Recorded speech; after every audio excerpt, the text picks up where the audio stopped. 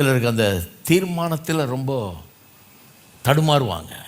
ஏன்னா அது கடவுள் கொடுத்த ஒரு பொக்கிஷமாக நினைக்கிறது இல்லை. கடவுள் எனக்கு கொடுத்துருக்கார், அவருடைய சாயலின்படி என்னை உண்டாக்கி இருக்கிறார். என் கடவுள் யார்? வில்லினுடைய மொத்த பவர் அவரில் பார்க்கலாம்.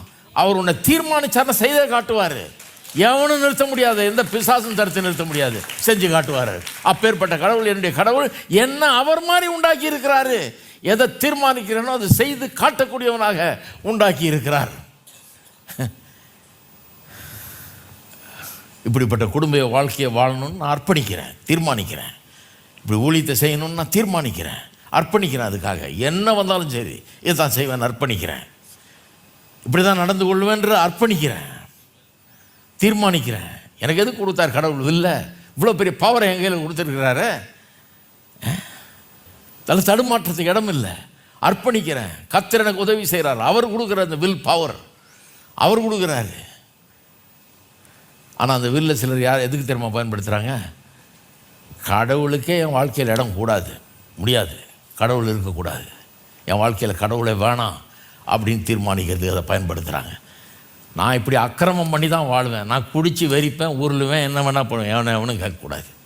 என் காசு, என் உடம்பு, ஏன் இது என்ன வில் பாருங்க. அப்பா, கடவுளுடைய சாயலில் உண்டாக்கப்பட்ட மனுஷன் சோகத்தை பார்க்கலாங்க. அவனுடைய சோக கதையை பாருங்கள் எப்படி இருக்கிறான்னு. நான் இப்படி தான் வாழுவேன், நான் எப்படி வேணால் உறவு வச்சுக்குவேன், எங்கே வேணால் போவேன், என்ன பண்ணால் பண்ணுவேன், என்னை யாரும் கேட்கக்கூடாது, என் இஷ்டம், என் பணம், என் கர்வம், என் திமிரு, என் இஷ்டப்படி தான் நான் வாழ்வேன் அப்படிங்கிறான். கடவுள் கொடுத்த அந்த வல்லமையை எப்படி பயன்படுத்துகிறான் பாருங்கள். தன்னை அழித்து கொள்வதற்காக, கூட இருக்கிறவங்களை அழிக்கிறதுக்காக, இந்த உலகத்தில் ஒரு கேடை உண்டாக்குறதுக்காக பயன்படுத்துகிறான். பாவங்கிறது பொல்லாது,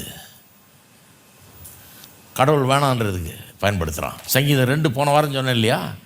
ஜாதிகள் கொந்தளித்து ஜனங்கள் விருதா காரியத்தை சிந்திப்பானேன். கர்த்தருக்கு விரோதமாகவும் அவர் அபிஷேகம் பண்ணவருக்கு விரோதமாகவும் பூமியின் ராஜாக்கள் எழும்பி நின்று அதிகாரிகள் ஏகமாக ஆலோசனை பண்ணார்களாம். அதிகாரிகளும் ராஜாக்களும் கடவுளுக்கு விரோதமாக ஆலோசனை பண்ணுறாங்களாம். என்ன பண்ணுறாங்களாம்? அவர்கள் கட்டுகளை அறுத்து அவர்கள் கயிறுகளை நம்ம விட்டு எரிந்து போடுவோம் என்கிறார்கள். என்ன அர்த்தம் தெரியுமா? அது என்ன கட்டு, என்ன கயிறு? கடவுளுடைய கற்பனைகள், அவருடைய பிரின்சிபல்ஸ், இப்படி தான் வாழணும்னு அவர் சொல்லியிருக்கிற அந்த காரியம்லாம் நம்ம கட்டி வைக்கிற கட்டு, இதெல்லாம் கயிறு. இது நம்முடைய வாழ்க்கையில் சந்தோஷமாக இருக்க விடாது. நான் பாட்டிக்கு போய் உருண்டு பிறண்டு உருள வேண்டியவன், நான் குடிச்சு வரிச்சு இருக்க வேண்டியவன், என் மனம் போன போக்கில் வாழ வேண்டியவன். அதுதான் என்னுடைய இஷ்டம். இது என்ன கோயிலில் இந்த பிரசங்கம் பண்ணி